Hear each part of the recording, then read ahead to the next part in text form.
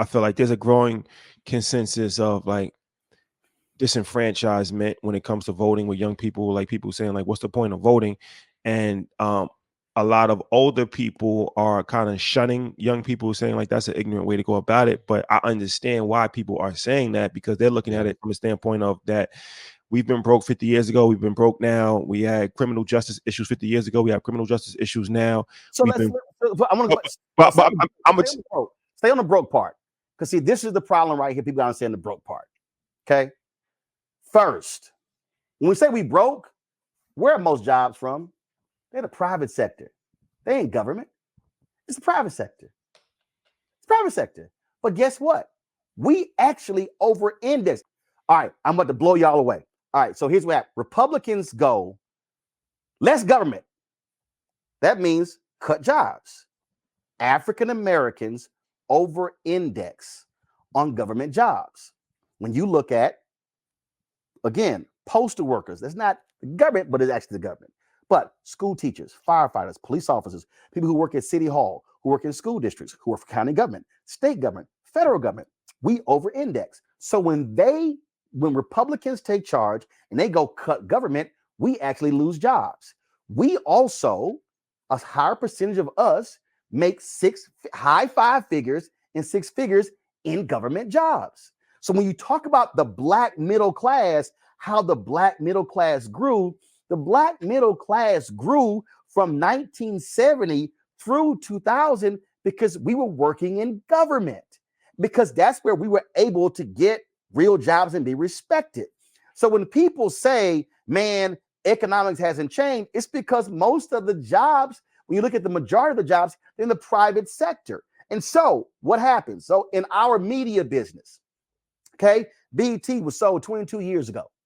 In the story in the New York Times, it said Black-owned media gets 1% of all advertising. It's 2024. Guess how much we get? 1%. So guess what? If we are not accessing those dollars, look at private equity, venture capital. You know where that money comes from? Pension funds. Guess who are pension fund workers? Black people, because those are public workers. So pension funds drive investment on Wall Street. So we are arguing with the venture capitals, y'all need to invest more money in black people. We're arguing with private equity when 98% of private equity money is in the hands of white people. So Robert Smith's company, Vista Equity Partners, they are a $100 billion fund. That's the largest one. Even though the data shows that black and minority firms outperform white firms in private equity. So we are frozen out of this economic system. And so how do we now counter it? You got to have policymakers who are using their power to change it. So when I am pushing and driving the CBC, and I'm calling on Senator Chuck Schumer, they just had these congressional hearings with social media companies. The Democrats in the Senate need to bring all those white ad agencies to the table and say, why y'all not spending with black-owned media companies? Why is it still 1%? We have to understand how to use power. We got to understand that, guess what? If we take over the school board, listen to me clearly, we don't even vote in school board elections. You got 9 people in the school board. You get 5 of those people, you now control the next bond. You now control who gets hiring. You now can make demands when it comes to contracts. In New York State, when Carl McCall was the controller, you know what they did? They actually changed the rules when it came to, no. Y'all can't come and get pension money from us unless y'all got black partners, unless you're using black law firms, unless you're using black accounting firms. When David Patterson became governor, he changed the rules there, dramatic increase on blacks being able to tap into the state funds and contracts. So we got to understand the money game and how do we leverage politicians. When I was at TV1, guess who controls the cable contracts? And the city does. The city votes on who has the cable contract. When we would go to those cable companies, try to get TV1 on a local system, they would tell us no. So you know what we would do? We would wait until their contract was up. And then we would go to the black city council members. And the black city council members would say, I'm not voting on this cable contract until y'all put TV1 on your system.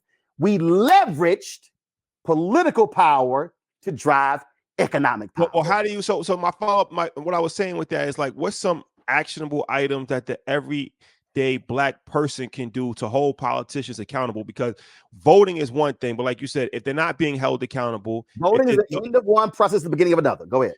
If there's no super PACs, if there's no pressure put on them, then they're just using our vote to get in office and then just ignoring us. So here's what you have to do.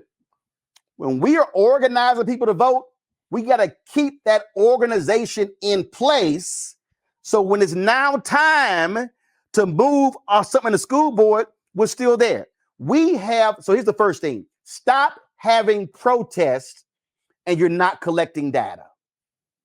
So if you have a protest and 200 people show up, get their name, number, email, social media. So when it's time to now move, you now have a database of people to reach out and say, I need 50 of y'all to show up at the next school board meeting. So that's one. The second thing is you got to join an organization. Stokely Carmichael, Kwame Ture said, show me anybody Black who's been able to achieve something when it came to changing our community. It was not done as an individual. They did it by through a group. So we got to use our group power, which now means that our groups have to stop being focused on bullshit and actually have a real agenda, which is why I challenge sororities and fraternities to do more than just have events where we wear our colors and we're all inward. No, how are we driving things outward? But the third thing is, for everybody who's listening, answer me this question. Do you know who your council member is? No. I don't mean, oh yeah, the Black person. No, you can live in somebody else's district. It's Black people right now go, yeah, in Houston. Yeah, Sheila Jackson Lee, that's my congresswoman. You live in a whole different zip code. Yeah. So the first thing is know who represents you. Who is your council member? Who is your county commissioner? Who is your state rep? Who is your state senator? Who is your member of Congress? Who is your U.S. congressman? Every state has 2 United States senators. Know who they are. Know who the district attorney is. So now we know now who I need to talk to. Because when you walk in and look, when the Republicans held up Loretta Lynch being confirmed as attorney general, the Black women were protesting. So I said, where the brothers? All these Black male groups wasn't doing nothing. So I called Pastor Jamal Bryant, Jeff Johnson. So we organized something. We organized 200 men to go to Capitol Hill. But you know what we did? These brothers had never been to Capitol Hill. They came all over. So we rolled up. We said, all right, we're going to visit John Cornyn's office. He's a Texas senator. I'm from Texas. I said, I need everybody from Texas come to the front of the line. So we walked into the office. We said, hi, we're so-and-so. We are his constituents. When we went to meet with Thad Cochran, Mississippi, we said, Mississippi brothers, come to the front of the line. See, when you're a constituent, they don't want to ignore you. Because you ignore you're a voter. Congresswoman Etta Bernice Johnson, who just died, I still registered to vote. I'm still registered to vote in Texas. She was my congresswoman. Jasmine Crockett is now my congresswoman. So Jasmine was like, yeah, I got to go on Roland's show because his ass a constituent. He vote. The problem is we're not understanding politics. And so I'll say this here. I'm going to say it again. And this is why I do my show the way I do it. We got to teach our people politics. We got to teach them how the system works. We got to teach them. So Chokwe Lumumba, mayor of Jackson, Mississippi, water crisis there. Republicans are like, man, the Biden folks ain't doing nothing for you. Chokwe said, I'm going to Capitol Hill to get the money. They said, they ain't doing nothing for you. What happened? Mayor Lumumba went to Capitol Hill. The Biden administration, the Democrats, $600 million. Then Republicans want to get involved. He said, no. Y'all done helped me get the money, but now you want to participate. It's understanding levers of power. And so for people out there might be saying, oh yeah, Roland, okay, man, you all educated. Let me help y'all out. Mom and daddy never went to college. Mom and daddy graduated from high school. But mom and daddy were co-founders of a neighborhood civic club called Clinton Park Civic Club. And you know what happened? A whole bunch of brothers and sisters like, man, y'all ain't gonna do nothing. You know how they started? They said, we're gonna do some trash pickup once a month. Then after 3 months, they said, well, no, we're going to do something. You know, we're tired of these overgrown lots and these crack houses. How can we get these torn down? They figured out how to do so. We were tired of the crime in the neighborhood. So they said, they didn't say who's the police chief. No, who's the commander for this district, and went to them, knew him by name. So when stuff went down, they picked the phone up. I need to speak to Commander so-and-so. Mr. Martin, Miss Martin, we're going to dispatch a unit out to look at this right now. And after 10 years, you know what happened? They said, we need some new sidewalks. We need some new sewer systems. We need our park refurbished. We need that senior citizens, at old firehouse turned to a senior citizen center. In a decade, Clinton Park, where I was born and raised, changed because regular, ordinary people who did not go to college cared enough about their community, but they learned the political system. What I'm describing, every single person listening and watching can actually do. Again, my mama and daddy worked, had jobs. They had 5 kids.